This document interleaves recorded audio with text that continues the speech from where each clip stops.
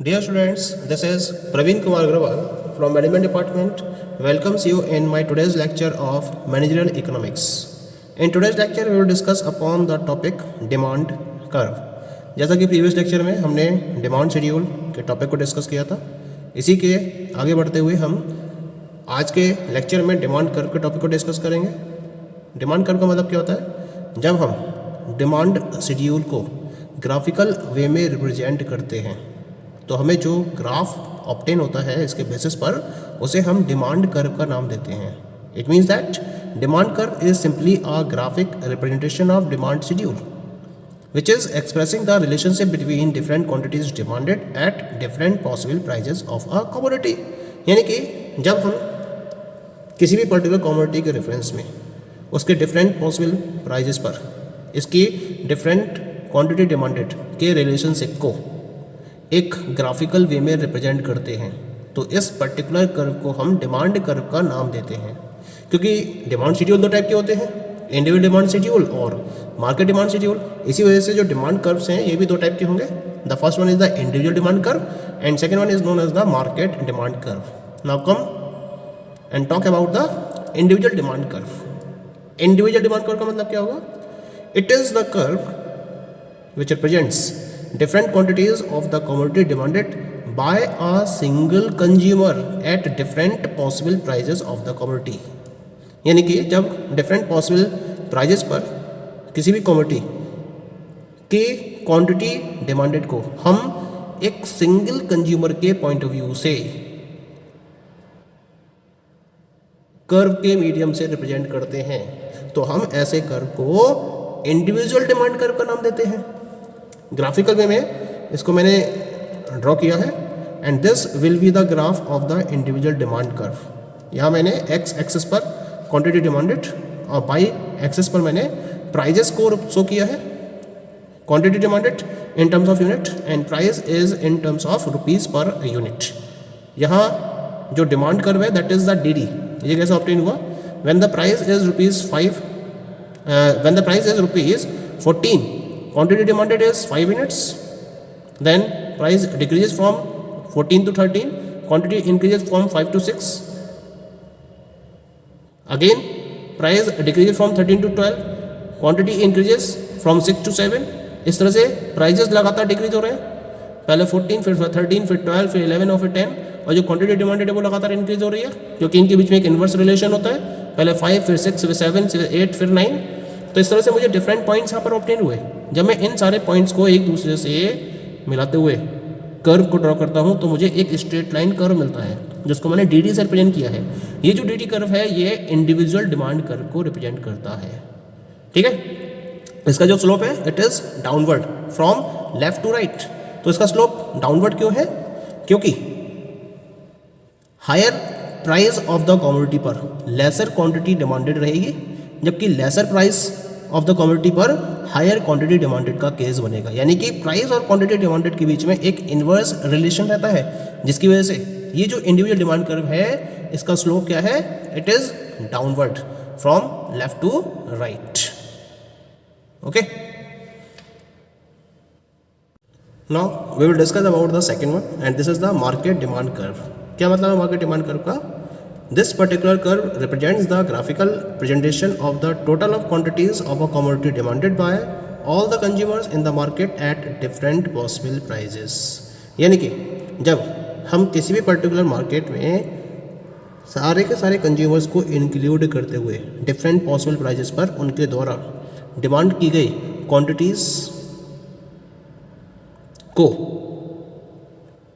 Graphical वे में present करते हैं तो हमें जो कर्व ऑब्टेन होता है इसे हम मार्केट डिमांड कर्व का नाम देते हैं। यानी कि मार्केट डिमांड कर्व को ऑब्टेन करने के लिए हमें इंडिविजुअल डिमांड कर्व्स को ऐड करना पड़ेगा। तो इसके लिए मैंने यहाँ पर एक कर्व ड्रॉ करा है जिसे हम आसानी से समझ सकते हैं इसके बेसिस पर कि मार्केट डिमांड कर्व को किस तरह से ऑब्टेन किया जाता है। इसके लिए मैंने सपोज करा है कन्वीनियंस के लिए कि दो ही कंज्यूमर्स एग्जिस्ट करते हैं मार्केट के अंदर, एक तो ए और दूसरा बी। तो इसी वजह से मैंने यहाँ पर 3 कर्व के बेसिस पर मार्केट डिमांड को रिप्रेजेंट किया है, जहाँ फर्स्ट कर्व में ए के डिमांड कर्व को रिप्रेजेंट करा है मैंने, सेकंड कर्व में बीस डिमांड कर्व को रिप्रेजेंट किया है और थर्ड कर्व में मैंने मार्केट डिमांड कर्व को रिप्रेजेंट किया है। ओके, अब यहाँ एक ही बात करते हैं। In the first curve you are looking that on the x axis मैंने क्वांटिटी को रिप्रेजेंट किया इन यूनिट्स और बाई एक्सेस पर मैंने प्राइस को रुपीज़ पर यूनिट्स में डिफाइन किया है। जब प्राइस ₹9 पर यूनिट है, डिमांड 8 यूनिट्स की है ए के रेफरेंस में, ऐसे ही प्राइस 9 से घटकर 8 रह जाते हैं, तो जो डिमांड है वो 8 से बढ़कर 9 हो जाती है। ऐसे ही प्राइजेस 9 से 8, फिर 8 से 7, फिर 7 से 6, 6 से 5 रह जाते हैं। और इसी सीक्वेंस में जो डिमांड है वो 8 से बढ़कर 9, 9 से बढ़कर 10 और 10 से बढ़कर 11 हो जाती है ए के केस में।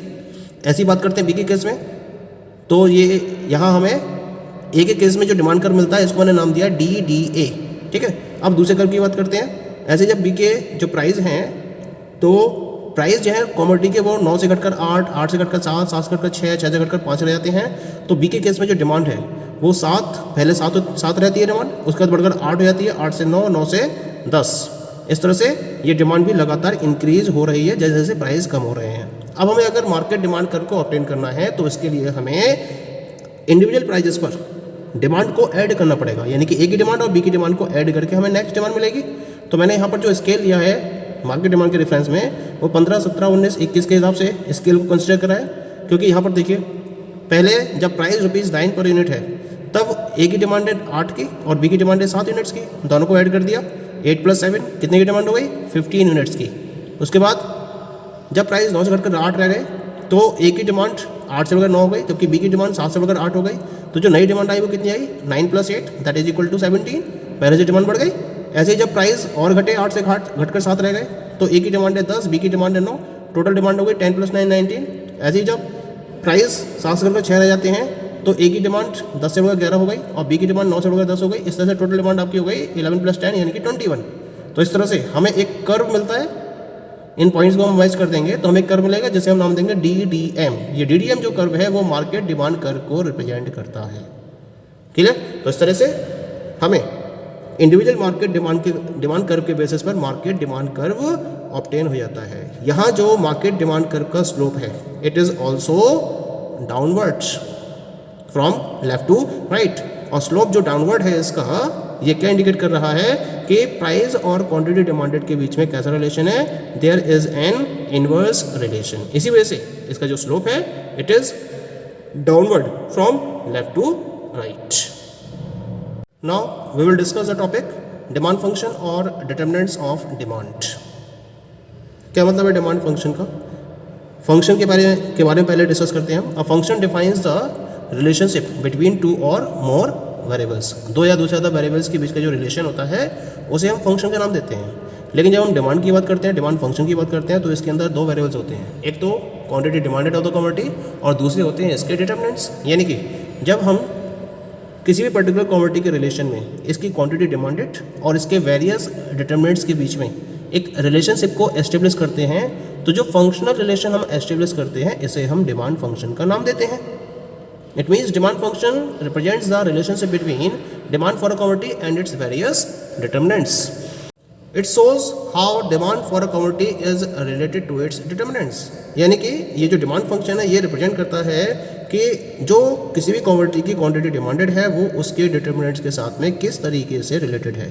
तो इस रिलेशन को हम डिमांड फंक्शन के बेसिस पर डिफाइन करते हैं।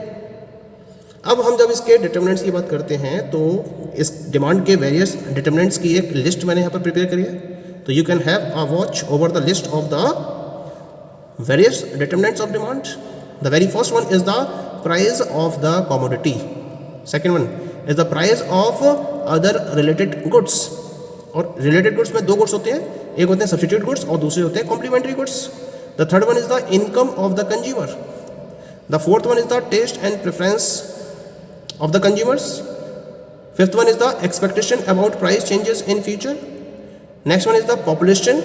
Next one is the distribution of income, and the last one is the technology. Next one is the technology. तो पहले हम इनके इम्पैक्ट को स्टडी कर लेते हैं कि किस तरीके से इनका इम्पैक्ट पड़ता है। Now come to the very first one and this is the price of the commodity. जैसा कि हम जानते हैं कि प्राइस ऑफ द कमोडिटी और क्वांटिटी डिमांडेड के बीच में एक इनवर्स रिलेशन होता है, यानी कि जैसे जैसे किसी भी कमोडिटी का प्राइस अगर इंक्रीज होगा तो उसकी क्वांटिटी डिमांडेड डिक्रीज होगी, और प्राइजेस अगर डिक्रीज होंगे तो उसकी क्वांटिटी डिमांडेड इंक्रीज होगी। तो प्राइस और क्वांटिटी डिमांडेड के बीच में एक इनवर्स रिलेशन होता है। रिलेटेड कमोडिटीज की बात करते हैं, सब्स्टिट्यूट्स की। अगर मैं किसी भी पर्टिकुलर कमोडिटी का सब्स्टिट्यूट की बात करूं तो सब्स्टिट्यूट का मतलब होता है कि जिस पर्टिकुलर कमोडिटी के प्लेस पर हम दूसरी कमोडिटी यूज़ करें, एक ऑल्टरनेट का यूज़ कर रहे हैं जो हमें same level of satisfaction provide करे, तो हम उसको क्या करेंगे, उसका सब्स्टिट्यूट कहेंगे। जैसे टी का सब्स्टिट्यूट है कॉफ़ी, कोलगेट का सब्स्टिट्यूट है पेप्सोडेंट। तो ऐसे ही मार्केट में हर गुड्स का कोई ना कोई सब्स्टिट्यूट होता है। अगर सब्स्टिट्यूट गुड्स के प्राइस में चेंज होते हैं तो इसकी क्वांटिटी डिमांडेड क्या होगी, जो गुड्स है उसकी क्वांटिटी डिमांडेड भी इंक्रीज होगी अगर सब्स्टिट्यूट गुड्स के प्राइस इंक्रीज होते हैं। क्यों? क्योंकि जब हम सब्स्टिट्यूट गुड्स के प्राइस को इंक्रीज करेंगे तो इसकी क्वांटिटी डिमांडेड डिक्रीज होगी, और इसकी जो क्वांटिटी डिमांडेड डिक्रीज होगी इसकी वजह से जो उसके कंज्यूमर्स होंगे वो स्विच कर जाएंगे किस तरफ, ओरिजिनल कमोडिटी की तरफ, और इस ओरिजिनल कमोडिटी की जो क्वांटिटी डिमांडेड है वो इंक्रीज हो जाएगी, जबकि इसके प्राइस में कोई चेंज नहीं हो रहा है। किसकी वजह से? सब्स्टिट्यूट गुड्स के प्राइस में इंक्रीज होने की वजह से इसकी क्वांटिटी डिमांडेड भी इंक्रीज हो रही है। तो इसी वजह से कैसा रिलेशन हो गया, डायरेक्ट रिलेशन होता है यहाँ पर। और जब हम कॉम्प्लीमेंट्री गुड्स की बात करते हैं तो कॉम्प्लीमेंट्री गुड्स के प्राइस में इंक्रीज होने की वजह से जो ओरिजिनल कमोडिटी है उसकी डिमांड डिक्रीज होगी। कैसे? मान लीजिए कार और पेट्रोल का एग्जाम्पल लेके चलते हैं। कार और पेट्रोल दोनों एक दूसरे के कॉम्प्लीमेंट्री हैं। जिन गुड्स को हम कंबाइन में यूज़ या कॉम्बिनेशन में यूज़ करते हैं वो एक दूसरे के कॉम्प्लीमेंट्री गुड्स कहलाते हैं। अगर मैं कार के प्राइस को इंक्रीज करता हूँ तो कार की डिमांड कम होगी, और कार की डिमांड कम होने से इसके पॉइंट ऑफ व्यू से जो पेट्रोल का कंजम्पशन होगा वो भी कम हो जाएगा, जबकि पेट्रोल के प्राइस में कोई चेंज नहीं हुआ। तो यहाँ पे कार का प्राइस जब इंक्रीज हो रहा है तो पेट्रोल की क्वांटिटी डिमांड डिक्रीज हो रही है। तो इसका मतलब जो कॉम्प्लीमेंट्री गुड्स हैं उनकी जो डिमांड है और गुड्स के प्राइस हैं उनमें कैसा रिलेशन होता है, इनवर्स रिलेशन होता है। That is clear. अब बात करते हैं इनकम की।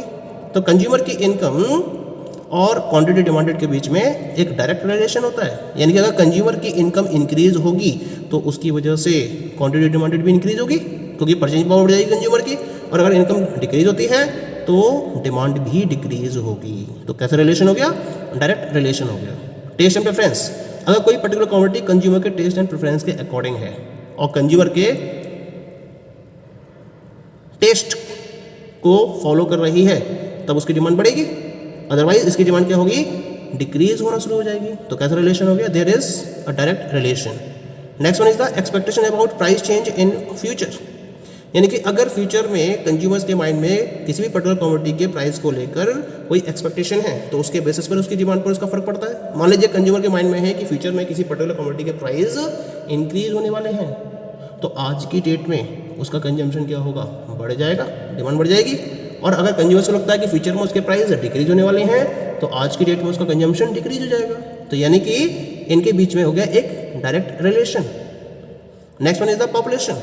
If there is more population of the country, there will be more demand of the goods, and there is less population of the country, there will be less demand of the goods. तो एक direct relation हो गया इनके बीच में। ऐसे distribution of income की बात करते हैं, अगर इक्वल डिस्ट्रीब्यूशन है इनकम का तब तो डिमांड ज़्यादा होगी, लेकिन अगर अनइक्वल डिस्ट्रीब्यूशन है तो उस केस में डिमांड कम होगी, क्योंकि जहाँ डिस्ट्रीब्यूशन ज़्यादा होगा वहाँ से तो डिमांड आएगी, और जहाँ डिस्ट्रीब्यूशन नहीं होगा इनकम का वहाँ से डिमांड नहीं आएगी। इसी वजह से जो टोटल डिमांड होगी वो कंपेरेटिवली कम होगी। And the last one is the technology. जितनी सुपीरियर टेक्नोलॉजी का आप यूज़ करोगे डिमांड उतनी ही ज़्यादा होगी, और जितना इन्फीरियर टेक्नोलॉजी का यूज़ करोगे डिमांड उतनी ही कम होगी। इसी वजह से इसके बीच में भी एक डायरेक्ट रिलेशन हो गया। Superior technology more demand, inferior technology less demand.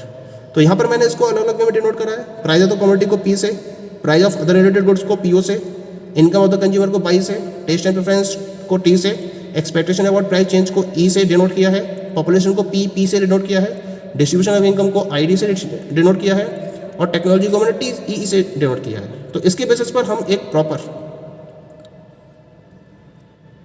Demand function को ड्राइव कर सकते हैं, और इसका जो फंक्शनिंग फॉर्मूला होगा that will be dx is equal to function of p, p0, y, t, e, pp, id, te, जहाँ dx क्वांटिटी डिमांडेड को रिप्रेजेंट कर रहा है, और जो बाकी के नोटेशन है इसको मैं पहले ही आपको डिफाइन कर चुका हूँ।